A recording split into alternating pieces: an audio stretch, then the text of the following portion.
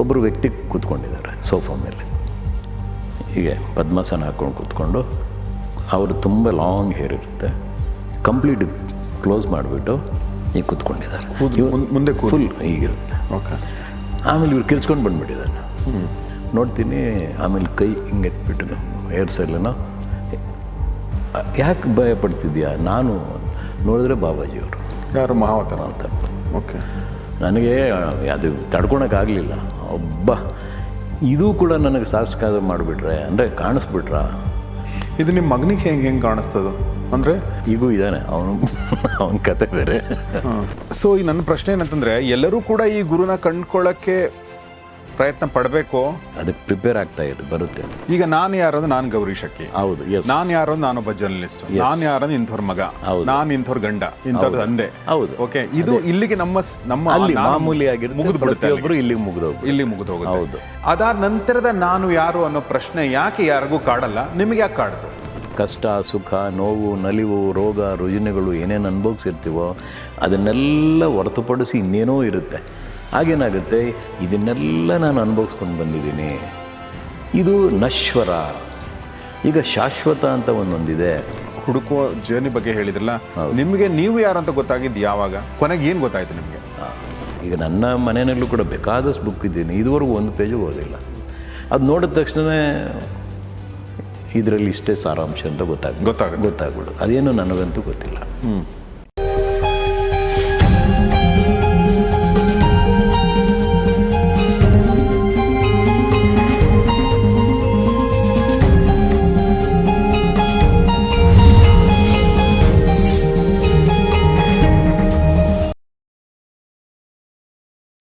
ಸ್ನೇಹಿತರೆ ನಮಸ್ಕಾರ. ಗೌರಿ ಶಕ್ಕಿ ಸ್ಟುಡಿಯೋದ ವಿಶೇಷ ಕಾರ್ಯಕ್ರಮ ಮಾನಸ ಸರೋವರ ನಿಮಗೆಲ್ಲ ಆತ್ಮೀಯ ಸ್ವಾಗತ. ನಾನು ಗೌರಿ ಶಕ್ಕಿ. ಮಾನಸ ಸರೋವರ ಕಾರ್ಯಕ್ರಮದಲ್ಲಿ ಇವತ್ತು ನಮ್ಮೊಂದಿಗಿದ್ದಾರೆ ಸಿದ್ಧಗುರು ಪುಷ್ಕರ ಪೂರ್ವಜ್ಞವರು. ಬನ್ನಿ ಅವ್ರನ್ನ ಸ್ವಾಗತಿಸೋಣ. ಗುರುಗಳೇ ನಮಸ್ಕಾರ. ನಮಸ್ಕಾರ. ನಮಸ್ಕಾರ. ಸೊ ನಾನು ನಮ್ಮ ಗಾಯಕ ಸ್ನೇಹಿತರಾಗಿರುವಂಥ ರಾಮಚಂದ್ರ ಹಡಪದವರ ಮನೆಗೆ ಹೋದಾಗ ಇವ್ರ ಫೋಟೋ ನೋಡಿದೆ. ಆಮೇಲೆ ಇವ್ರ ಬಗ್ಗೆ ಕುತೂಹಲ ಕೆರಳಿ ಕೇಳಿದಾಗ ಅವ್ರು ಹೇಳಿದರು ಇವರು ಅವಧೂತರು, ಸಿದ್ಧರು ಅಂಥೇಳಿ.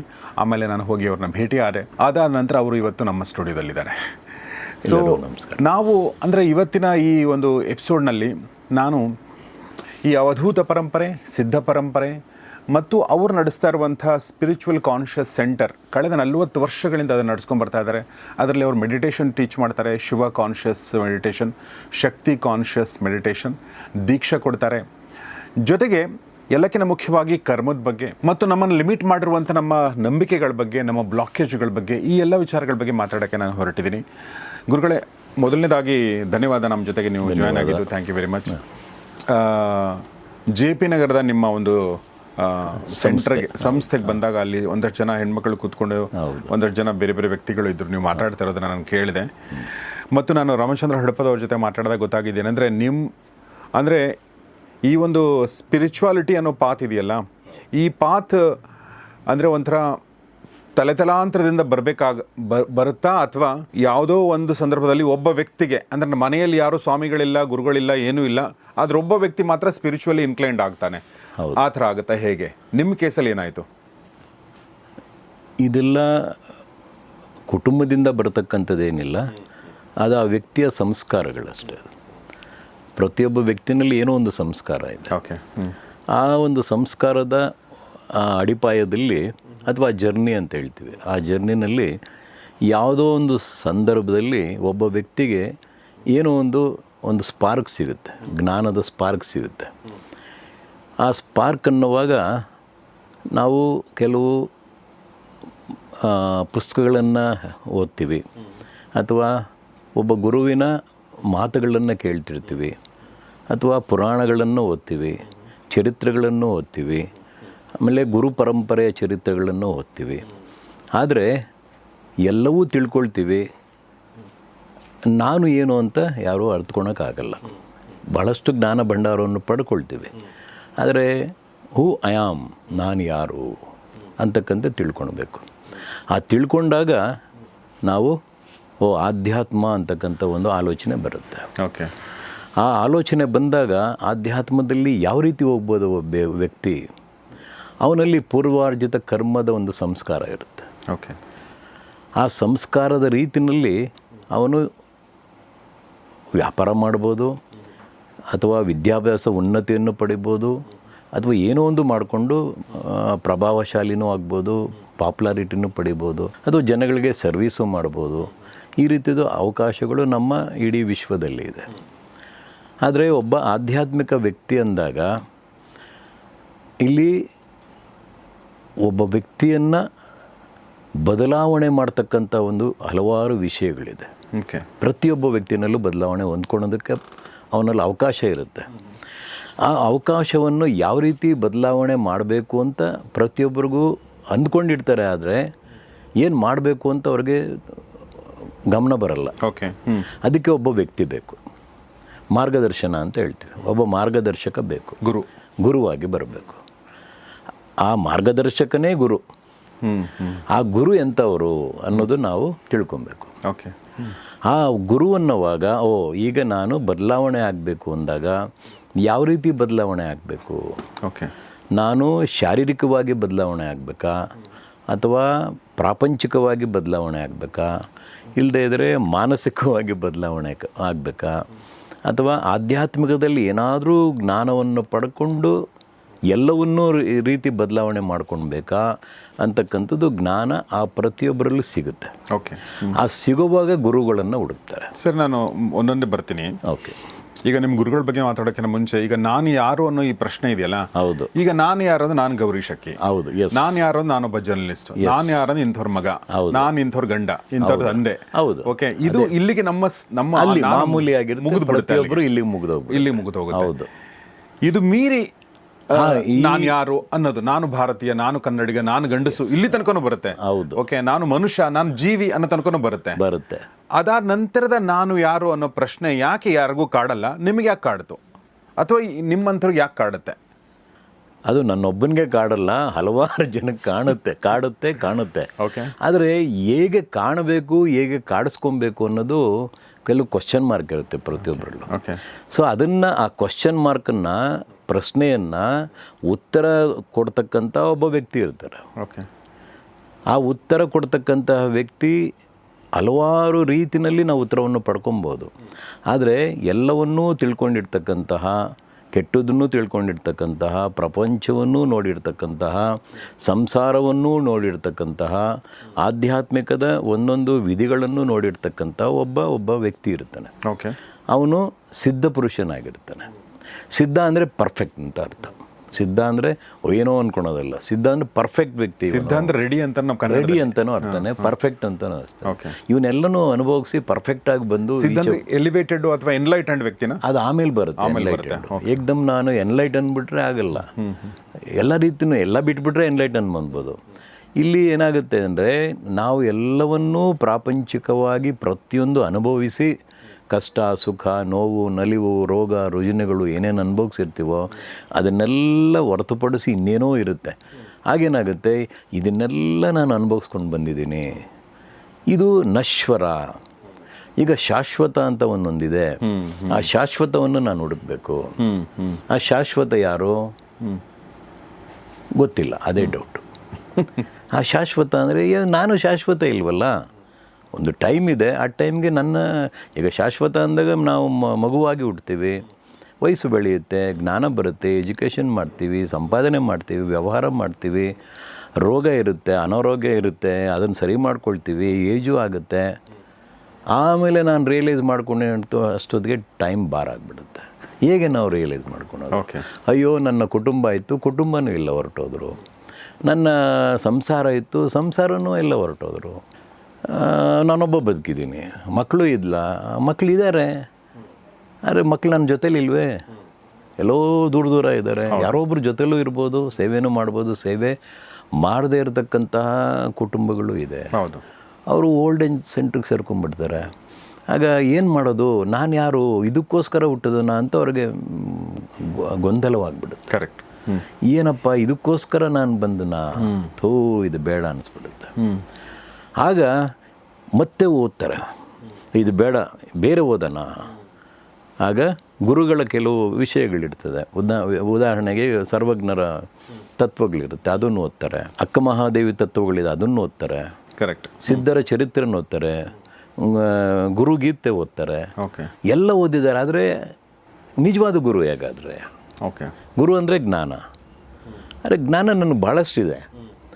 ಅರೆ ನಾನು ಯಾರು ಅಂತ ಅರ್ಥ ಮಾಡ್ಕೊಳೋಕೆ ಆಗ್ತಿಲ್ಲ ನನ್ನ ಕೈಲಿ. ಈಗ ಯಾರು ಬೇಕು? ಆಗ ಆ ತಿಳುವಳಿಕೆ ಕೊಡ್ತಕ್ಕಂಥ ಒಬ್ಬ ಮಹನೀಯ ಆಗಿರ್ತಕ್ಕಂಥ ಒಬ್ಬ ಗುರು ಇರ್ತಾನೆ. ಓಕೆ ಆ ಗುರು ಅಂದಾಗ ಯಾವ ರೀತಿ ಗುರು ಬೇಕು? ಎಲ್ಲರೂ ಗುರುಗಳೇ. ನಮಗೆ ಒಬ್ಬ ಗೈಡ್ ಮಾಡಿದಾಗೂ ಕೂಡ ಗುರುಗಳೇ. ಒಂದು ಒಳ್ಳೆಯ ವಿಷಯವನ್ನು ಈ ರೀತಿ ನೀವು ಹೋಗಿ ಅಂದಾಗ ಹೇಳಿದ್ರು ಕೂಡ ಅವರು ಗುರುಗಳ ಸಮಾನನೇ. ತಂದೆ ತಾಯಿ ಕೂಡ ಮೊದಲು ಗುರುವಾಗೇ ನಮ್ಮನ್ನು ಗೈಡ್ ಮಾಡ್ತಾರೆ. ತಂದೆ ಕೂಡ ಹಲವಾರು ರೀತಿ ನಮ್ಮನ್ನು ಗೈಡ್ ಮಾಡ್ತಾರೆ. ಪ್ರತಿಯೊಬ್ಬರು, ಚಿಕ್ಕವರು ಇರ್ಬೋದು, ದೊಡ್ಡವರು ಇರ್ಬೋದು, ಎಲ್ಲರೂ ಕೂಡ ಏನೋ ಒಂದು ತಪ್ಪಾದಾಗ ಗೈಡ್ ಮಾಡೇ ಮಾಡ್ತಾರೆ. ಆದರೆ ಅದೇ ಇಂಪಾರ್ಟೆಂಟ್ ಅಲ್ಲ. ಬದಲಾವಣೆ ಹೇಗೆ? ಈಗ ಎಲ್ಲ ಮುಗಿದೋಯ್ತು, ನಾನು ಯಾವ ರೀತಿ ಹೋಗಬೇಕು ಅಂದಾಗ ಆಧ್ಯಾತ್ಮಿಕ ಅಂತ ನಮಗೆ ಅರ್ಥ ಆಗುತ್ತೆ. ಈಗ ಆಧ್ಯಾತ್ಮಿಕ ಅಂದರೆ ಯೋಗ ಮಾರ್ಗದಲ್ಲಿ ಹೋಗಬೇಕು, ಯೋಗವನ್ನು ಪಡ್ಕೊಬೇಕು. ಎಂಥ ಯೋಗ ನನಗೆ? ಈ ಯೋಗ ಅಂದಾಗ ಬೇಕಾದಷ್ಟು ಯೋಗಗಳಿದೆ ಚರಿತ್ರೆಯಲ್ಲಿ. ರಾಜಯೋಗ ಇದೆ, ಆ ರೀತಿ. ಕ್ರಿಯಾಯೋಗ, ಹಠಯೋಗ. ಅಲ್ಲ, ರಾಜಯೋಗ ಅಂದರೆ ಬೇರೆ, ಕಂಫರ್ಟೇಬಲ್ ರಾಜಯೋಗ ಇದೆ. ನಾನು ರಾಜಯೋಗದಲ್ಲಿ ಹುಟ್ಟಿದ್ದೀನಪ್ಪ, ಅದು ಮುಗಿದೋಯ್ತು ಒಂದು ಟೈಮ್ಗೆ. ಆದರೆ ಎಲ್ಲ ಯೋಗ ಮುಗಿದೋಯ್ತಲ್ಲ, ನಿಜವಾದ ಯೋಗ ಯಾವುದು? ಯೋಗ ಅಂದರೆ ಬರೀ ಈ ಯೋಗ ಅಲ್ಲ, ಅಂದರೆ ಪ್ರಾಪಂಚಿಕ ಯೋಗಗಳಲ್ಲ. ಪ್ರಾಪಂಚ ಬಿಟ್ಟು ಇನ್ನೊಂದು ಯೋಗ ಇದೆ, ಅದು ಆಧ್ಯಾತ್ಮಿಕದ ಯೋಗ. ಆಗೇನು ಮಾಡ್ತೀವಿ? ಅಷ್ಟಾಂಗ ಯೋಗಗಳಲ್ಲಿ ನಾವು ಇಟ್ಕೊಳ್ತೀವಿ. ಯೋಗಾಸನ ಮಾಡಬೇಕು, ಕಂಫರ್ಟ್ ಇಟ್ಕೊಳ್ಬೇಕು ಶರೀರ. ಎಸ್, ತಪ್ಪೇನಿಲ್ಲ, ಮಾಡ್ತಾಯಿರು.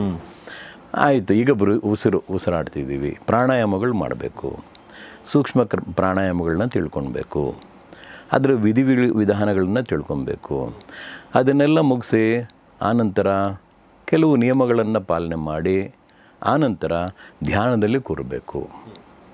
ಇದೆಲ್ಲ ಆದಮೇಲೆ ಸ್ವಲ್ಪ ಕಂಫರ್ಟಾಗಿ ನಾವು ಧ್ಯಾನ ಮಾಡ್ತೀವಿ. ಈ ಧ್ಯಾನದಲ್ಲಿ ಯಾವ ಮಜಲಿಗೆ ನಾವು ಹೋಗ್ತೀವಿ ಅಂದರೆ ಒಂದೊಂದು ಸ್ಟೆಪ್ಪಲ್ಲಿ ಯಾವ ರೀತಿ ಹೋಗ್ತೀವಿ, ಆಗ ಅದರಲ್ಲೂ ಏನೇನೋ ಹಂತವಾಗಿ ನಾವು ಒಂದೊಂದು ಸ್ಟೆಪ್ಪು ಮುಂದೆ ಹೋಗ್ತೀವಿ.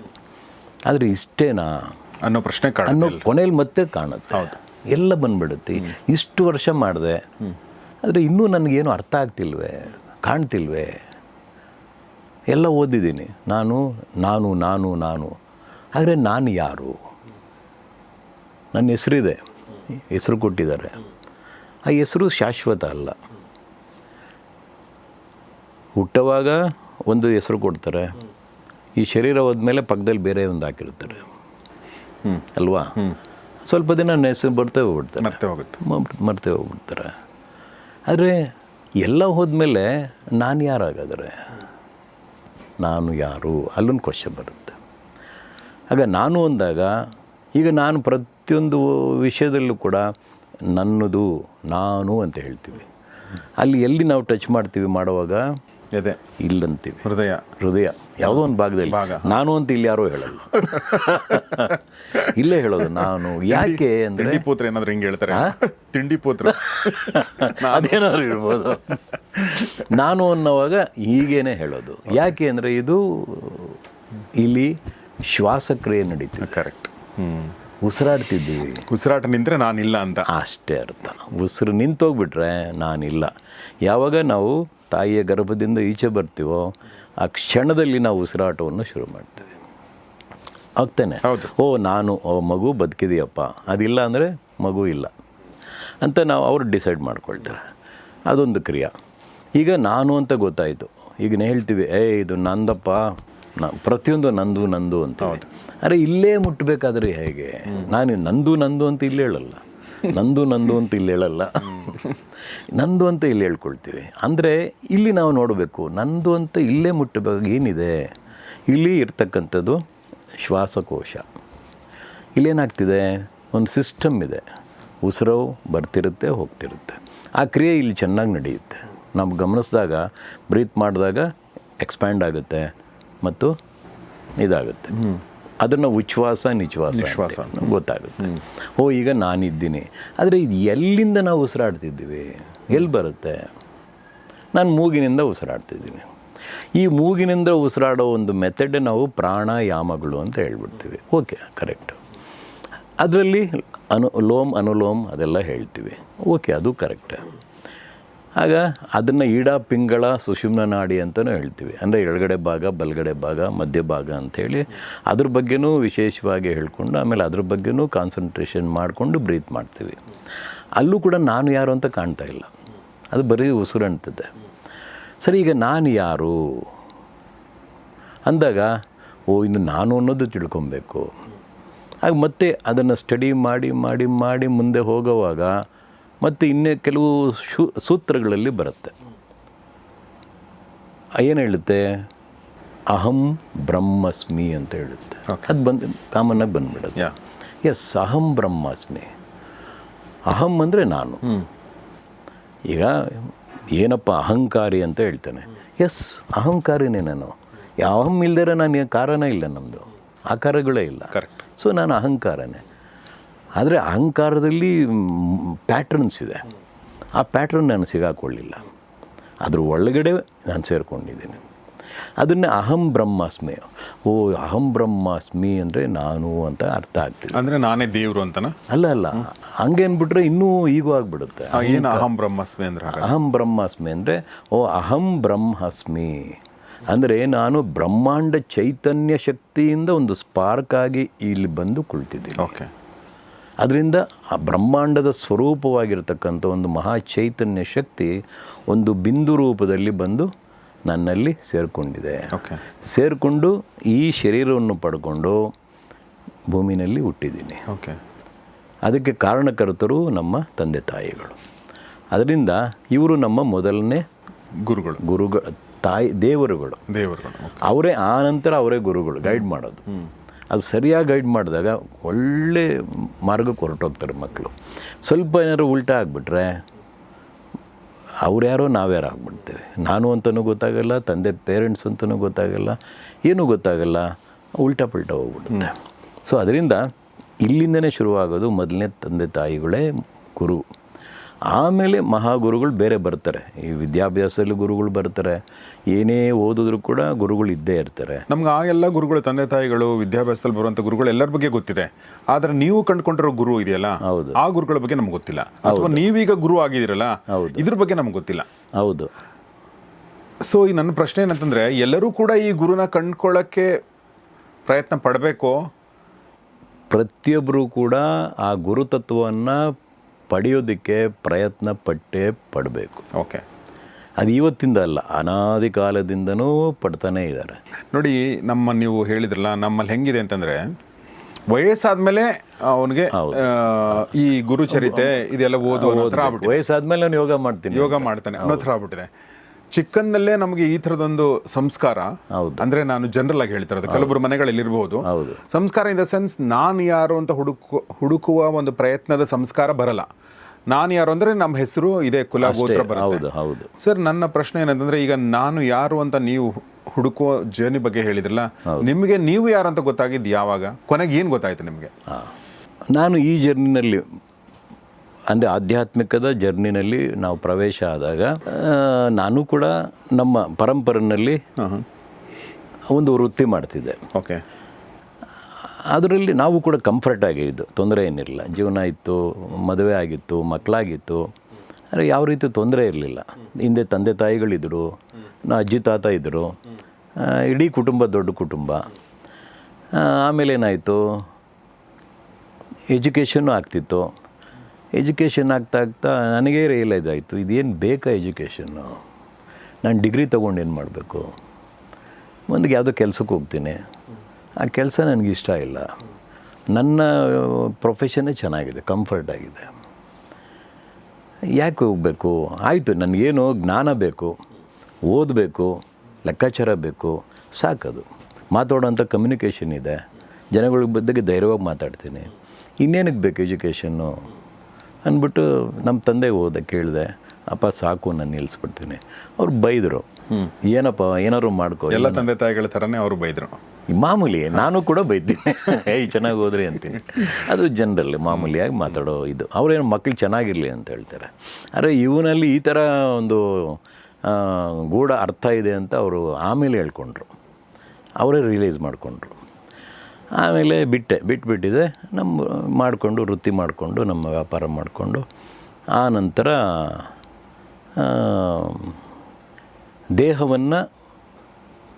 ದೇಹ ಕಾಯವನ್ನು ಚೆನ್ನಾಗಿ ಇಟ್ಕೊಬೇಕು ಅಂತೇಳಿ ಆಗ ಕಸರತ್ತೆಲ್ಲ ಮಾಡ್ತಿದ್ದೆವು. ಅದೆಲ್ಲ ಆಯಿತು. ಆಮೇಲೆ ಆಗ ಯೋಗ ಮಾಡಬೇಕು ಅಂತ ನನಗೆ ಪ್ರೇರಣೆ ಆಯಿತು. ಯೋಗ ಹೇಗೆ ಮಾಡೋದು? ಆಗೇನು ಮಾಡಿದೆ, ಒಂದು ಸೆಂಟ್ರಿಗೆ ಸೇರ್ಕೊಬಿಡೋಣ ಅಂದ್ಬಿಟ್ಟಿದ್ದೆ. ಒಂದು ಯೋಗ ಸೆಂಟ್ರಿಗೆ ಸೇರಿಕೊಂಡೆ. ಯೋಗ ಸೆಂಟ್ರಿಗೆ ಸೇರ್ಕೊಂಡು ಅದು ಒಂದು ಸುಮಾರು 3 ವರ್ಷ ಅಭ್ಯಾಸ ಮಾಡಿದೆ. ಸೇಮ್ ಅದೇ ಆಸನ, ಪ್ರಾಣಾಯಾಮಗಳು, ಪ್ರತ್ಯಾಹಾರ, ಧಾರಣ, ಧ್ಯಾನ, ಸಮಾಧಿ. ಆದರೆ ಧ್ಯಾನ ಮಾಡ್ತಿದ್ದೆ, ಸಮಾಧಿಗಂತೂ ಹೋಗಲಿಲ್ಲ. ಸಮಾಧಿ ಅನ್ನೋ ಕಾನ್ಸೆಪ್ಟೇ ಗೊತ್ತಿಲ್ಲ ನನಗೆ ಆ ಏಜಲ್ಲಿ. ಸಮಾಧಿಯನ್ನು ಸಾಯಬೇಕಾ? ಸಾಯುವಂಥ ಸ್ಥಿತಿನೇ ಧ್ಯಾನದ ರೀತಿ ಅದು. ಯಾವ ವಯಸ್ಸು ಸರ್ ಇದು ನಿಮಗೆ? ಹೆಚ್ಚು ಕಡಿಮೆ ಒಂದು 30 ವರ್ಷ, 28-30 ವರ್ಷ. ಸೊ ಆಮೇಲೆ ಆಯಿತು. ಅದಾದಮೇಲೆ ನನಗೆ ಧ್ಯಾನ ಮಾಡ್ತಿದ್ದೆ, ಚೆನ್ನಾಗೂ ಇತ್ತು, ಎಕ್ಸ್ಪೀರಿಯನ್ಸ್ ಆಗ್ತಿತ್ತು. ಆಮೇಲೆ ಸಾಕು, ಏನೋ ಇನ್ನೂ ಒಂದಿದೆ, ಮುಂದೆ ಹೋಗಬೇಕು. ಯಾವುದು ಸ್ಟಡಿ ಅಂತೂ ಮಾಡಿಲ್ಲ, ನಾನೇನು ಓದ್ತಿರಲಿಲ್ಲ. ಬುಕ್ ಎತ್ಕೊಂಡ್ರೆ, ಈಗ ನನ್ನ ಮನೆಯಲ್ಲೂ ಕೂಡ ಬೇಕಾದಷ್ಟು ಬುಕ್ ಇದ್ದೀನಿ, ಇದುವರೆಗೂ ಒಂದು ಪೇಜು ಓದಿಲ್ಲ. ಅದು ನೋಡಿದ ತಕ್ಷಣವೇ ಇದರಲ್ಲಿ ಇಷ್ಟೇ ಸಾರಾಂಶ ಅಂತ ಗೊತ್ತಾಗ್ಬಿಡು. ಅದೇನು ನನಗಂತೂ ಗೊತ್ತಿಲ್ಲ. ಸಾಕು ಬಿಡಿ, ಇನ್ನೇನಿದೆ, ಅದು ಆಯಿತು. ಅದಾದಮೇಲೆ ಬೇರೆ ಏನೋ ಇದೆ, ಅಲ್ಲಿ ಹುಡುಕಬೇಕು ಅಂದ್ಬಿಟ್ಟು ಅದನ್ನು ನಮ್ಮ ಗುರುಗಳಿಗೆ ಅವರಿಂದ ಬ್ಲೆಸ್ಸಿಂಗ್ ತೊಗೊಂಡು ಈಚೆ ಬಂದುಬಿಟ್ಟೆ. ಓಕೆ, ಇನ್ನೂ ಇದೆಯಪ್ಪ, ಬೇಕಾದಷ್ಟಿದೆ, ಹುಡುಕು. ಆದರೆ ನನಗೆ ಗೊತ್ತಿಲ್ಲ ಮಾರ್ಗದರ್ಶನ, ನನಗೆ ಗೊತ್ತಿರೋದು ಇಷ್ಟೇ ನಾಲೆಡ್ಜು. ಬೇಕಾದಷ್ಟಿದೆ, ಹುಡುಕು, ಒಳ್ಳೇದಾಗಲಿ ಅಂತ ಬ್ಲೆಸ್ ಮಾಡಿ ಕಳಿಸೋದು. ನಿಮ್ಮ ಆಶೀರ್ವಾದನೇ ನಾನು ಒಳ್ಳೇದು ಅಂದ್ಬಿಟ್ಟು ಈಚೆ ಬಂದೆ. ಈಚೆ ಬಂದ್ಬಿಟ್ಟು ನಾನೇನು ಮಾಡಿಲ್ಲ, ನಾನು ಮಾಮೂಲಿಯಾಗಿದ್ದೆ. ಮಾಮೂಲಿ ನನ್ನ ಇದೆಲ್ಲ ಮಾಡಿಕೊಂಡು ಆಮೇಲೆ ಆ ಸಮಯದಲ್ಲಿ ಹೆಚ್ಚು ಕಡಿಮೆ 84-85 ಆವಾಗ ಹೀಲಿಂಗ್ ಅನ್ನೋದು ಶುರುವಾಯಿತು. ಓಕೆ, ನಾನು ಹೀಲಿಂಗ್ ಅಂದರೆ ಏನು, ಹೀಲಿಂಗ್ ಅಂದರೆ ಇದು ಅಂತ ಗೊತ್ತಾಯಿತು. ಅಂದರೆ ಇನ್ನೊಬ್ಬರನ್ನ ಹೀಲ್ ಮಾಡ್ಬೋದು, ಇನ್ನೊಬ್ಬರ ಸಮಸ್ಯೆಗಳನ್ನು, ಕಾಯಿಲೆಗಳನ್ನು, ಮತ್ತೊಂದು ಯಾವುದೇ ಇರಲಿ ಕೂಡ ಹೀಲ್ ಮಾಡೋವಂಥ ಒಂದು ಪವರ್ ಇದೆ. ನೀವು ಕೂಡ ಹೀಲ್ ಮಾಡ್ಕೊಬೋದು, ಸ್ವಯಂ ಆಗೂ ಕೂಡ ಹೀಲ್ ಮಾಡ್ಕೊಬೋದು. ನನಗದು ಬೇಕಾಗಿತ್ತು. ಯಾಕಂದರೆ ಬೇರೆಯವ್ರು ಮಾಡೋದಲ್ಲ, ನಾನು ಸರಿ ಹೋಗಬೇಕು. ಓಕೆ, ಅದಕ್ಕೆ ಬಹಳಷ್ಟು ನಾನು ಶರೀರದ ಮೇಲೆ ಪ್ರಯೋಗ ಮಾಡಿದ್ದೆ. ನಿಮಗೇನು ಸಮಸ್ಯೆ ಇತ್ತು ಅವಾಗ? ಏನೂ ಸಮಸ್ಯೆ ಇಲ್ಲ, ಭಾಳ ಕಂಫರ್ಟ್ ಆಗಿತ್ತು. ಓಕೆ, ಅದೇನದು ಅಂದರೆ ಅದು ಅರ್ನಿಯಾ ಅಂತ ಹೇಳ್ತಾರೆ. ಅರ್ನಿಯಾ. ಆಗ ನಮ್ಮ ತಂದೆ ಜೊತೆಲಿ ಡಾಕ್ಟರ್ ಹತ್ರ ಹೋಗ್ತಿದೆ. ನಿಮ್ಗಾಗಿತ್ತು ಅದು? ಅಲ್ಲ, ನಮ್ಮ ತಂದೆಯವರಿಗೆ ಅವರು ಏಜ್ ಆಗ್ತಾಯಿತ್ತಲ್ಲ, ಆಗ ಒಂದು ಸರಿ ಅವರು ಡಾಕ್ಟ್ರ್ ಹತ್ರ ಹೋಗಿ ಅವರೆಲ್ಲ ಚೆಕ್ ಮಾಡುವಾಗ ಅವ್ರಿಗೆ ಹೇಳಿದೆ, ಸರ್ ನನಗೂ ಇಲ್ಲೇನೋ ಪೇಯ್ನ್ ಬರ್ತಿದೆ ಅಂತ. ಇಲ್ಲಿ ಪೇಯ್ನ್ ಇದ್ದರೆ ಅದು ಅರ್ನಿಯಾ ಥರ ಇರುತ್ತಪ್ಪ, ಹುಷಾರು, ಅದೇನಾದ್ರು ಒಂದು ಸರಿ ಸ್ಕ್ಯಾನ್ ಮಾಡಿಬಿಡೋಣ, ಇದ್ರೆ ಆಪ್ರೇಷನ್ ಮಾಡಬೇಕು. ಆಪ್ರೇಷನ್ನ ನನಗೆ ಬೇಡಪ್ಪ ಅಂದ್ಕೊಂಡಿದ್ದೆ. ಆಗ ಪ್ರಾಕ್ಟೀಸ್ ಶುರು ಮಾಡಿದ್ದೆ ಹೀಲಿಂಗ್. ಸ್ವಯಂ ನಾನೇ ಮಾಡಿಕೊಂಡೆ. ಓಕೆ, ಒಂದು ವಾರದಲ್ಲಿ ಕ್ಲೀನ್ ಆಗೋಯ್ತು. ಹೋಗ್ಬಿಟ್ಟು ಮತ್ತೆ ಡಾಕ್ಟ್ರ್ ಹತ್ರ ಹೋದೆ. ಏನಪ್ಪ ಅಂದರು, ಸರ್ ನೀವು ಹೇಳ್ದಂಗೆ ನಾನೆಲ್ಲ ಏನು ಮಾಡಿಕೊಂಡೆ ಅಂದರು. ನಾನೇ ಹೀಲಿಂಗ್ ಮಾಡ್ಕೊಂಡು. ಹೀಲಿಂಗಾ? ಅದು ಹೆಂಗೆ? ನಮ್ಮ ಡಾಕ್ಟ್ರಿಗೂ ಆಶ್ಚರ್ಯ, ತುಂಬ ಆಪ್ತರು ಅವ್ರ ಡಾಕ್ಟರು. ಆಮೇಲೆ ಇದೆಲ್ಲ ನೀನು ಮಾಡಿಬಿಟ್ಯಾ ಅಂತ. ಏನು ಇದು ಈಗ? ಗ್ರೇಟಪ್ಪ, ನೀನು ಗ್ರೇಟಪ್ಪ, ನನಗಂತೂ ಖುಷಿ ಆಗೋಯ್ತು ನೀನು ನೋಡಿ. ಸ್ವಯಂ ಹೀಲೇ ಮಾಡಿಕೊಂಡ, ನೀನು ಬೇರೆಯವ್ರಿಗೂ ಮಾಡ್ಬೋದು ಅಂದರು. ಮಾಡ್ಬೋದು ಅಂದರು. ಗ್ರೇಟ್, ಪ್ರಾಕ್ಟೀಸ್ ಮಾಡು, ಬಿಡಬೇಡ ಅಂದರು. ಅವ್ರಿಗೂ ಒಂದು ಉತ್ತೇಜನ ನಾನು ಹೇಳಿದ್ದು. ಆ ಡಾಕ್ಟ್ರು ಕೂಡ ಇವತ್ತು ಇದ್ದಾರೆ ಡಾಕ್ಟ್ರು. ಅವ್ರು ನೋಡಿದ್ರೆ ನನಗೆ ಖುಷಿ ಆಗ್ಬಿಡ್ತೆ. ಏನಪ್ಪ ಚೆನ್ನಾಗಿದೆ ಅಂತಾರೆ. ನಮ್ಮ ತಂದೆಗೂ ತುಂಬ ಕ್ಲೋಸ್ ಫ್ರೆಂಡ್ ಅವರು. ತಂದೆ ಇಲ್ಲ ಈಗ. ಸೊ ಹಂಗಾಯಿತು. ಅದಾದಮೇಲೆ ಸ್ಕ್ಯಾನ್ ಮಾಡಿಸಿದ್ರು. Absolutely correct. ಯಾರು ನಿಮ್ದ? ಹಾಂ, ಓಕೆ, ಒಂದ್ಸರಿ ಚೆಕ್ ಮಾಡಿಬಿಡೋಣ ಅಂದರು. ಮಾಡಿಸಿದ್ರು. ಚೆನ್ನಾಗಿದೆಯಪ್ಪ, ಓಕೆ, ನನಗೆ ಸಂತೋಷ, ನಾನು ಮಾಡಿದ್ದು ಸಕ್ಸಸ್ ಆಯಿತು ನನಗೆ ಅಂದ್ಬಿಟ್ಟು ಅಲ್ಲಿಂದ ಹೀಲಿಂಗ್ ಚೆನ್ನಾಗಿ ನಡೆಯುತ್ತೆ. ಯಾಕಂದ್ರೆ ನಾನೇ ಪ್ರಯೋಗ ಮಾಡ್ಕೊಂಡಲ್ಲ. ಏನು ಮಾಡಿದ್ರೆ ಆ್ಯಕ್ಚುಲಿ ನೀವು? ಅದು ಸೆಲ್ಫ್ ಹೀಲಿಂಗ್ ಅಂತ ಹೇಳ್ತೀವಿ. Okay, self healing. ಅದರಲ್ಲಿ ಆಗೆಲ್ಲ ಮಾಮೂಲಿ ಜನರಲ್ಗೆ ಈಗೂ ಎಲ್ರಿಗೂ ಗೊತ್ತಿದೆ. ಅದನ್ನು ರೇಖಿ ಅಂತ ಹೇಳ್ತೀವಿ. ರೇಖಿ ಆಗ ಅದು ಪ್ರಖ್ಯಾತಿಯಾಗಿತ್ತು. ಆಮೇಲೆ ಅದರಿಂದ ಪ್ರಾಕ್ಟೀಸ್ ಮಾಡಿ ಆನಂತರ ಅದರಲ್ಲಿ ಗುರುದೀಕ್ಷೆ ತೊಗೊಂಡು ಇನ್ನೊಬ್ರಿಗೂ ಅದನ್ನು ಹೀಲಿಂಗ್ ಹೇಳ್ಕೊಡ್ತಾ, ಟೀಚ್ ಮಾಡ್ತಾ 100,000 ಜನಕ್ಕೆ ಅದನ್ನು ಟೀಚ್ ಮಾಡಿದ್ದಾಯಿತು. ಅದರಲ್ಲಿ ಒಳ್ಳೆ ವಿದ್ಯೆ ಹೇಳ್ಕೊಟ್ರು ಅಂತ ಭಾಳ ಹೊರಗಡೆಯಿಂದ ಊರುಗಳೆಲ್ಲ ಬರೋರು. ಸೊ ಆಮೇಲೆ ಅದೇ ನನಗೆ ಇದು ಸಾಕು ಅಂತ ಅನ್ನಿಸ್ತು. ಆಮೇಲೆ ಇಷ್ಟೇ ಸಾಲದು, ಇನ್ನೂ ಏನೋ ಇದೆ, ಇದು ಹೀಲಿಂಗ್ ಮಾಡ್ತಿದ್ದವ್ರೆ ನಾನು ಅಂತ ಗೊತ್ತಾಗಲಿಲ್ವಲ್ಲ ಇದುವರೆಗೂ ಯಾರು ಅಂತ. ಇದು ಹೇಳೋರು ಯಾರೂ ಇಲ್ಲ, ಅಂಥ ಮಹಾಗುರುಗಳೇ ಬೇಕಲ್ವಾ ಅಂದ್ಬಿಟ್ಟಿದೆ. ನಂತರ ಸ್ವಲ್ಪ ವರ್ಷಗಳಾದಮೇಲೆ ಒಂದು ಅದರಲ್ಲಿ ಉನ್ನತಿಯಾಗಿರ್ತಕ್ಕಂಥ ಒಂದು ಹೀಲಿಂಗ್ ಪವರ್ ಇದೆ. ಅದು ಶಿರಡಿ ಸಾಯಿಬಾಬಾ ಮಾಡ್ತಿದ್ರು. ಅದನ್ನು ಕರುಣಾರೇಖಿ ಅಂತ ಹೇಳ್ತಿದ್ರು. ಸಾಮಾನ್ಯವಾಗಿ ಯಾರಿಗೂ ಗೊತ್ತಿಲ್ಲ ಅದು. ಆ ಗುರುಗಳು ನನಗೆ ಹೇಳ್ಕೊಟ್ರು, ನೀನು ಒಳ್ಳೆ ಇದಿದೆಯಪ್ಪ, ನಿನಗೆ ಈ ವಿದ್ಯೆ ನೀನು ಕೊಡ್ತೀನಿ. ಇದು ಎಂಥ ವಿದ್ಯೆ ಸಾರ್ ಅಂದರು. ಹಿಂಗಿದೆ, ಯಾರಿಗೂ ಕೊಟ್ಟಿಲ್ಲ, ನೀನು ಕೊಡ್ತೀನಿ. ಯಾರು ಕೊಟ್ಟದ್ದು ಇದನ್ನು? ಅವರು ಕೂಡ ಒಬ್ಬರು ಡಾಕ್ಟ್ರ್. ಇವತ್ತು ಇದ್ದಾರೆ ಅವರು. ಇವರು ಹೌದಾ, ಅದು ಕೊಟ್ಬಿಡಿ ಸರ್, ನನಗೇನು ಸಿಕ್ಕರೆ ಸಾಕಲ್ವ ನನಗೆ. ಇದನ್ನು ಲಾಭ ಏನಿಲ್ಲ, ಅಲ್ಲ ನಷ್ಟ ಏನಿಲ್ವಲ್ಲ, ಎಲ್ಲ ಲಾಭನೇ, ನನಗೇನು ಸಿಕ್ಕಿದ್ರೆ ಲಾಭನೇ. ಇದಂತೂ ದುಡ್ಡಲ್ಲ, ಜ್ಞಾನ, ಪವರು. ಆ ಪವರು ಇನ್ನೊಬ್ರಿಗೂ ಒಳ್ಳೆಯದಾಗುತ್ತೆ, ನನಗೂ ಒಳ್ಳೆಯದಾಗುತ್ತೆ. ಸೊ ಅಲ್ಲಿಂದ ಶುರು ಮಾಡಿದೆ. ಆ ಸಮಯದಲ್ಲಿ ಬಹಳಷ್ಟು ಅನುಭವ ಆಯಿತು. ಆ ಮಹಾಶಕ್ತಿನೇ ನನಗೆ ಬಂದು ದರ್ಶನ ಕೊಟ್ಬಿಟ್ಟು ಹೋಗ್ಬಿಟ್ರು. ಹೌದಾ? ಓಕೆ. ಬ್ಲೆಸ್ ಮಾಡಿಬಿಟ್ಟು, ಒಳ್ಳೆ ಜರ್ನಿ ಮಾಡಿದೀಯಪ್ಪ, ಯಾವತ್ತು ಬಿಡಬೇಡ, ನನ್ನ ಜೊತೇಲಿ ಇರ್ತೀನಿ, ಹೋಗು ಅಂದರೆ ನಿನ್ನ ಜೊತೇಲಿ ಇರ್ತೀನಿ, ಯಾವುದು ಚಾಚು ತಪ್ಪದೆ ಮಾಡ್ತಿರೋ ಅಂತೇಳಿ. ಇದು ಒಂದು ಕೃಪೆ ಸಿಕ್ತು ಅಂದ್ಕೊಂಡು ಹೋದೆ. ಸೊ ಅಲ್ಲಿಂದ ಆಯಿತು. ಅದನ್ನು ಪ್ರಯೋಗ ಮಾಡಿದೆ, ಅದು ಚೆನ್ನಾಗಿತ್ತು. ಆ ನಂತರ ಯಾವಾಗ ಸ್ವಲ್ಪ ಹೆಸರು ಬರೋದಕ್ಕೆ ಶುರು ಆಯ್ತಲ್ಲ, ಈ ಹೆಸರು ನನಗೆ ಬೇಡಪ್ಪ, ಯಾಕೆ ಬೇಕು, ನನ್ನ ಸ್ವಯಂ ಡೆವಲಪ್ ಆಗಬೇಕು. ಹೆಸರು ಕಟ್ಟಿಕೊಂಡ್ರೆ ಅಹಂಕಾರಗಳು ಬರುತ್ತೆ, ದುಡ್ಡು ಬರ್ಬೋದು ಹೋಗ್ಬೋದು, ಅಹಂಕಾರ ಬಂದರೆ ಅದನ್ನು ಭೇದಿಸೋದಕ್ಕಾಗಲ್ಲ ನನ್ನ ಕೈಲಿ ಅಂದ್ಬಿಟ್ಟಿದೆ. ಅದನ್ನು ದಿನೇ ಅದನ್ನು ಪಕ್ಕಕ್ಕಿಟ್ಟೆ. ಕೆಲವು ಸರಿ ಸ್ವಯಂ ಪ್ರಾಕ್ಟೀಸ್ ಮಾಡ್ಕೊಳ್ತೀನಿ, ಅದನ್ನು ಮತ್ತೆ ಯಾರ ಮೇಲೂ ಪ್ರಯೋಗ ಮಾಡಿಲ್ಲ, ದೀಕ್ಷೆನ ಕೊಟ್ಟಿಲ್ಲ. ಆನಂತರ ಹೀಗೆ ಒಂದು ಸರಿ ಫ್ಯಾಮಿಲಿ ಎಲ್ಲೋ ಹೋಗ್ಬಿಟ್ಟು ನಮ್ಮ ರಿಲೇಟಿವ್ ಮನೆಗೆ ಹೋಗ್ತಾ ಬೈಕಲ್ಲಿ ಬರ್ತಿದ್ದೆ ಸಾಯಂಕಾಲ. ಆಗ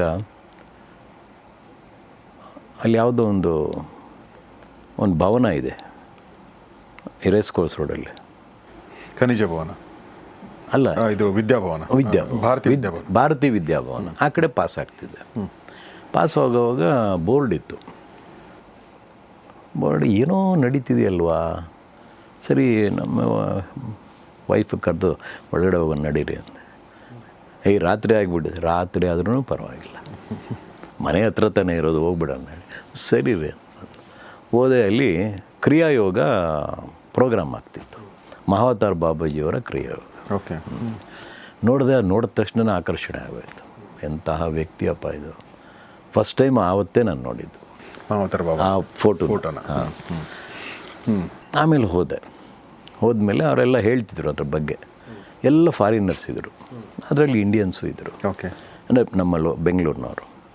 ಅವರೆಲ್ಲ ಅಮೇರಿಕಾಯಿಂದ ಬಂದಿರೋ ಮಾಸ್ಟರ್ಸ್ ಇದ್ದರು. ಅವರೆಲ್ಲ ಸ್ಪೀಚ್ ಮಾಡ್ತಿದ್ರು. ನನಗೆ ತುಂಬ ಇಷ್ಟ ಆಯಿತು ಅವ್ರು ಹೇಳಿದ್ದು. ಭಾಳ ಸಿಂಪಲ್ಲಾಗಿ ಇದ್ರ ಬಗ್ಗೆ ಎಲ್ಲ ಹೇಳ್ತಿದ್ರು. ಆಮೇಲೆ ಕೇಳಿದೆ ಒಬ್ಬ ವ್ಯಕ್ತಿನ, ದೀಕ್ಷೆ ಮಾಡ್ತೀರಾ ಅಂತ. ಅದಕ್ಕೋಸ್ಕರ ಪ್ರೋಗ್ರಾಮ್ ಮಾಡ್ತಿದ್ದೀವಿ ಅಂತ. ಕೇಳಿದೆ, ಏನೋ ಕ್ರಿಯಾ ದೀಕ್ಷೆ ಇದೆ, ಹೋಗ್ಬಿಡೋಣ ಅಂತ. ನಡೀರಿ, ನಿಮ್ಗೆ ಅದೇ ಬೇಕು ಅಂದರೆ ಇಲ್ಲಿ ಪುರಮಾಯಿಸಿದ್ರು ನಮ್ಮ ವೈಫು. ಅವರೆಲ್ಲ ಪ್ರತಿಯೊಂದು ಸಪೋರ್ಟ್ ಜಾಸ್ತಿ. ಓಕೆ. ಆಮೇಲೆ ನಡಿ ಯಾವತ್ತೂ ಅಂದೆ. ನೆಕ್ಸ್ಟ್ ಡೇ ಏನೋ ಹೇಳಿದ್ರು ಟೈಮು, ಆ ಸಮಯದಲ್ಲಿ ಬಂದುಬಿಡಿ ಅಂತ. ಆಮೇಲೆ ಹೋದ್ಮೇಲೆ ದೀಕ್ಷೆ ಕೊಟ್ಟರು. ಅದ್ಭುತವಾಗಿತ್ತು ಆ ಎನರ್ಜಿ, ಅವ್ರು ಹೇಳೋ ಇದು ಮಾತುಗಳು, ಮಾಡೋ ಟೆಕ್ನಿಕ್ಕು. ಅದರಲ್ಲೂ ಕೂಡ ಆಸನಗಳಿರುತ್ತೆ, 18 ಆಸನಗಳಿರುತ್ತೆ. ಭಾಳ ಅದ್ಭುತವಾಗಿದೆ. ಏನದು? ಕ್ರಿಯಾಯೋಗ. ಕ್ರಿಯಾಯೋಗದಲ್ಲಿ. ಸೊ ಅದನ್ನು ಪ್ರಾಕ್ಟೀಸ್ ಮಾಡಿ. ಎಲ್ಲ ಫಾರಿನರ್ಸೇ ಕಲಿಸಿದವರೆಲ್ಲ ಎಲ್ಲ ಫಾರಿನರ್ಸ್. ಹೌದಾ? ಓಕೆ.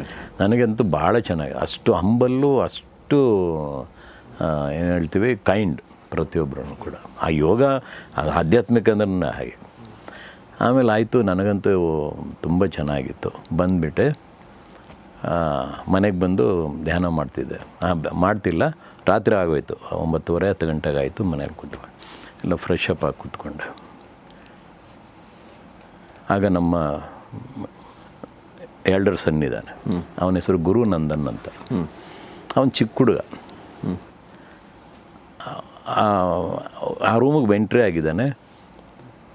ಒಬ್ಬರು ವ್ಯಕ್ತಿ ಕೂತ್ಕೊಂಡಿದ್ದಾರೆ ಸೋಫಾ ಮೇಲೆ, ಹೀಗೆ ಪದ್ಮಾಸನ ಹಾಕ್ಕೊಂಡು ಕೂತ್ಕೊಂಡು. ಅವರು ತುಂಬ ಲಾಂಗ್ ಹೇರ್ ಇರುತ್ತೆ, ಕಂಪ್ಲೀಟ್ ಕ್ಲೋಸ್ ಮಾಡಿಬಿಟ್ಟು ಈಗ ಕೂತ್ಕೊಂಡಿದ್ದಾರೆ. ಮುಂದೆ ಫುಲ್ ಹೀಗಿರುತ್ತೆ. ಓಕೆ. ಆಮೇಲೆ ಇವ್ರು ಕಿರ್ಚ್ಕೊಂಡು ಬಂದುಬಿಟ್ಟಿದ್ದಾನೆ. ನಾನಾ ಅಂದ್ಬಿಟ್ಟು ಒಳಗೆ ಬಂದುಬಿಟ್ಟಿದ್ದಾನೆ. ನಾನು ಯಾಕಪ್ಪ ಅಂದೆ. ಇಲ್ಲಿ ಯಾರೋ ಕುಂತಿದ್ದಾರೆ ಅನ್ನೋ ಭಯ ಆಗ್ತಿದೆ ಅಂತ. ಯಾರಪ್ಪ ಇಲ್ಲಿ ಯಾರೋ ಬರ್ತಾರಿಲ್ಲ, ಇಷ್ಟೊತ್ತಿಗೆ ಯಾರೇ ಬೈತಾರೆ ಅಂದೆ. ಇಲ್ಲೇ ಯಾರೋ ಕೂತಿದ್ದಾರೆ ನೋಡ್ತೀನಿ.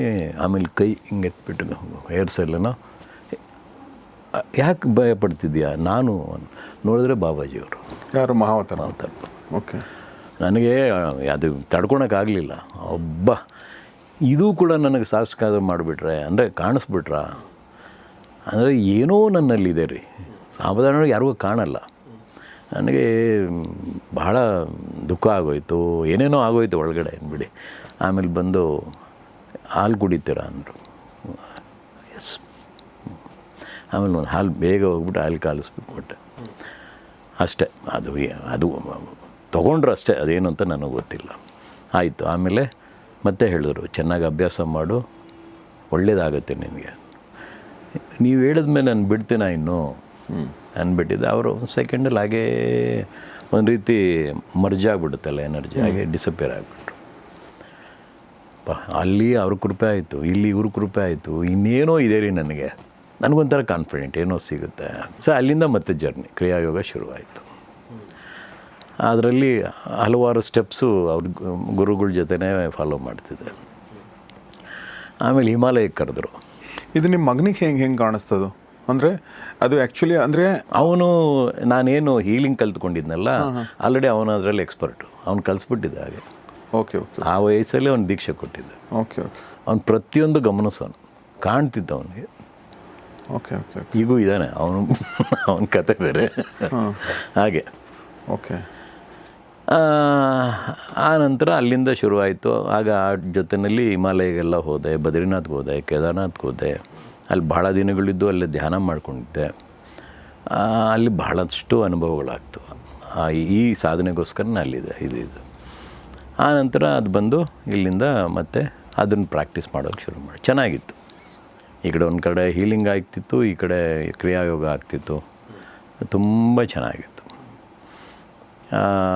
ಅದಾದಮೇಲೆ ಇಲ್ಲ, ಇನ್ನೂ ಏನೋ ಮಾಡಬೇಕು, ಇಷ್ಟೇ ಸಾಲದು, ಇನ್ನೂ ಏನೋ ಇದೆ. ಯಾಕಂದರೆ ಇನ್ನೂ ಇದೆ, ಮುಂದೆ ಹೋಗು ಅಂತ ಹೇಳ್ಬಿಟ್ರಲ್ವ, ಹಂಗಾರೆ ಇನ್ನೂ ಏನೋ ಇದೆ. ನಿಮ್ಮ ಮಹಾವತಾರ ಬಾಬಾ ಹತ್ರ ಹೇಳಿ ಅಲ್ಲಿ ಅವರ ವಾಯ್ಸಿಂದ ಕೇಳಿದ್ದು. ಓಕೆ.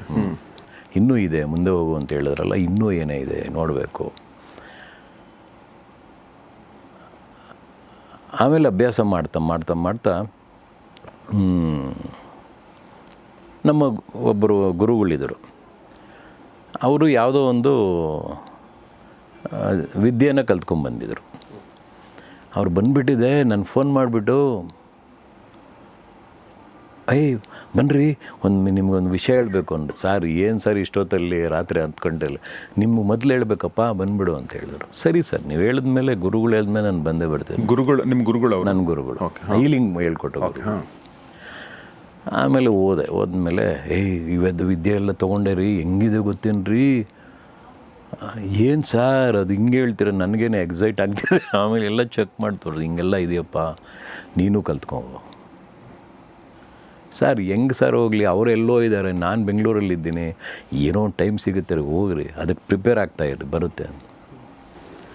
ಸರಿ ಸರ್, ನೀವು ಹೇಳಿದ್ಮೇಲೆ ಮಾಡ್ತೀನಿ. ನಿಮಗೆ ಡಾಕ್ಟರ್ ಅವರು ಹೀಲಿಂಗ್ ಕಲಿಸಿರೋ ಡಾಕ್ಟ್ರು? ಅವ್ರು ಇನ್ನೊಬ್ಬ ಗುರು ಬಗ್ಗೆ ಹೇಳಿದ್ರು ನಿಮಗೆ. ಈಗ ಇನ್ನೊಬ್ಬ ಗುರುಗಳು ಇನ್ನೊಂದು ಸಾಧನೆ ಅವ್ರು ಹೇಳಿದ್ದು, ಇನ್ನೊಂದು ಮಹಾಗುರುಗಳಿದ್ದಾರೆ, ಅಲ್ಲಿ ಹೋಗು, ಒಳ್ಳೆ ಜರ್ನಿ ಚೆನ್ನಾಗಿದೆ. ಆಯಿತು ಸರ್, ಹೋಗ್ತೀನಿ. ನೀವು ಹೇಳಿದ್ಮೇಲೆ ಇವಾಗ ಜರ್ನಿ ಶುರು ಮಾಡಿದ್ದೆ ನೀವು ಹೀಲಿಂಗ್ ಪವರಿಂದ. ಸೊ ಇನ್ನೂ ಏನೋ ಇದೆ, ಹೋಗೋಣ ಅಂತ. ಆಮೇಲೆ ಅಲ್ಲಿಂದ ಹೋದೆ.